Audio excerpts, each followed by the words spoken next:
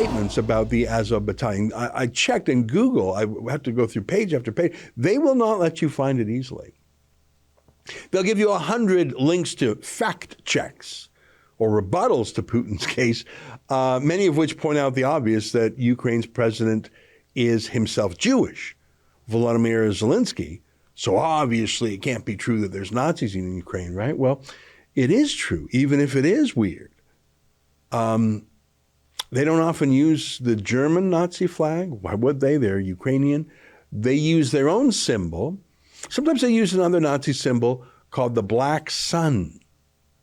Here's Catherine McKenna, the disgraced former Trudeau cabinet minister, giving a shout out to some pretty Ukrainian girls on Women's Day a couple days ago. When I pointed out on Twitter that the girls in the top right corner were wearing that Nazi symbol, the Black Sun, Catherine McKenna deleted the tweet, just like Chrystia Freeland deleted the tweet. It's happening a lot, isn't it? It's not just the Azov Battalion. Here's another one. Don't take it from me. This is from the BBC. This is a documentary that they made a few years ago. I just want you to watch the first minute or two, okay? Take a look. This is from the BBC.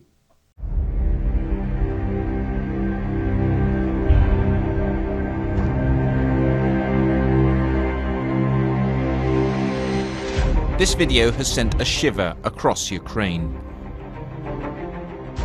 The marching young men are far-right nationalists from the Nationalny Drużyny, or National Militia.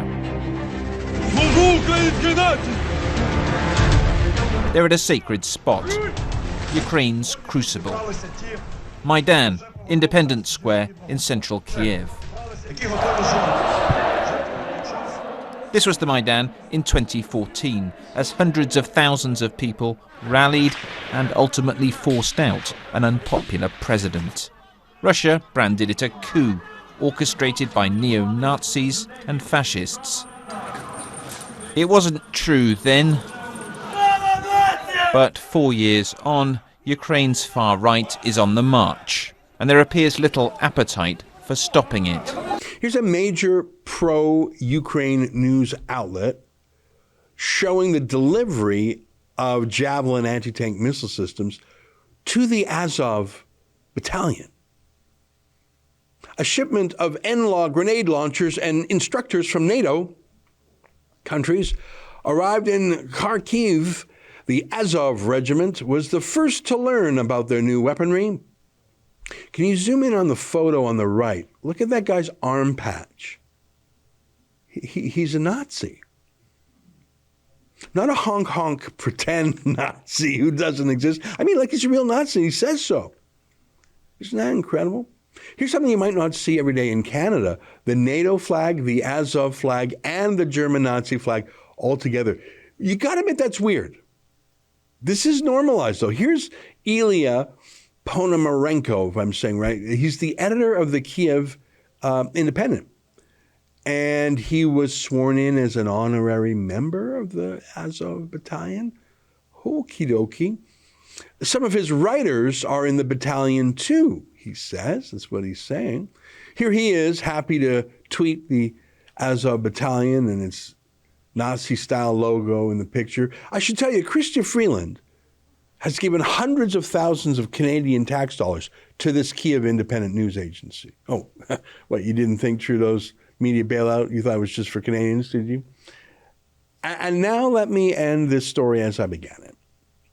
I don't like war. I don't like Putin. I don't like civilian casualties. I hate to see the news out of Ukraine. I don't like propaganda on any side, frankly, but I have a difficult time sorting through rumors and fog and, you know, from the truth here on all sides. It's very difficult to know what's going on, and I don't trust the journalists in most cases. But one thing I am seeing so often is that there really are Nazi paramilitaries in Ukraine. It's not most people. It's not all people. It's, you know, it's not even most people who care about Ukraine. No, not at all. But they are there. They really are. It's happening often enough that Liberal MPs keep casually tweeting pictures of the Nazis until they have to take them down. Here's a CTV story.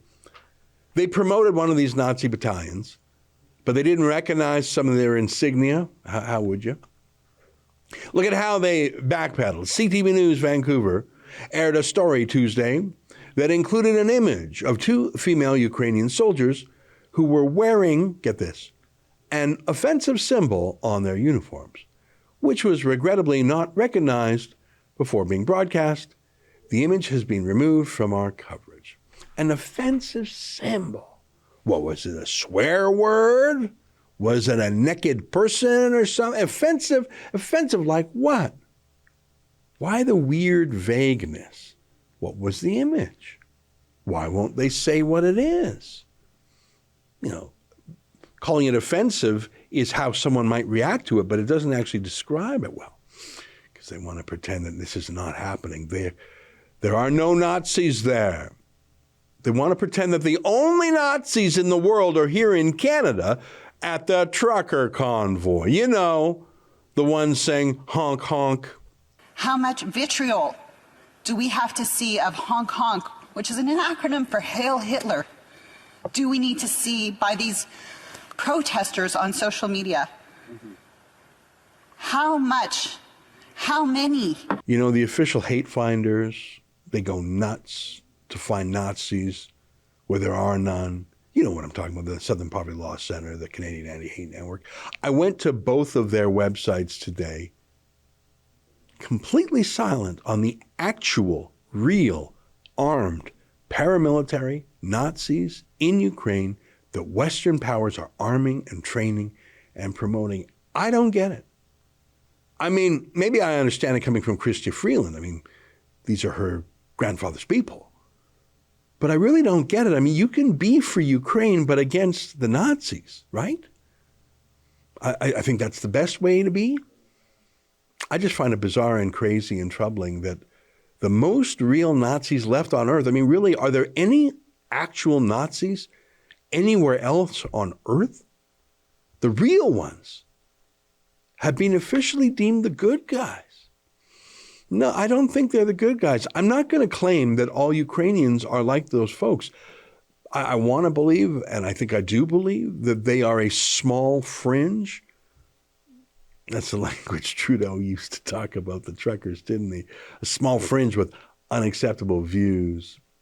The small fringe minority of people who are on their way to Ottawa or who are holding unacceptable views that they're expressing do not represent the views of Canadians who have been there for each other, who know that following the science and stepping up to protect each other is the best way to continue to ensure our freedoms, our rights, our values as a country. So when we really do have a small fringe of Nazis with unacceptable views, shouldn't we call them out? Or at least just brainstorming here, maybe stop arming them and training them and promoting them. Remember this when they call you a Nazi next time. That's an excerpt from my daily show, the Ezra Levant Show. Every day I do a monologue on the news of the day, then I interview an interesting guest, and then I read my hate mail. You gotta subscribe. Go to rebelnews.com.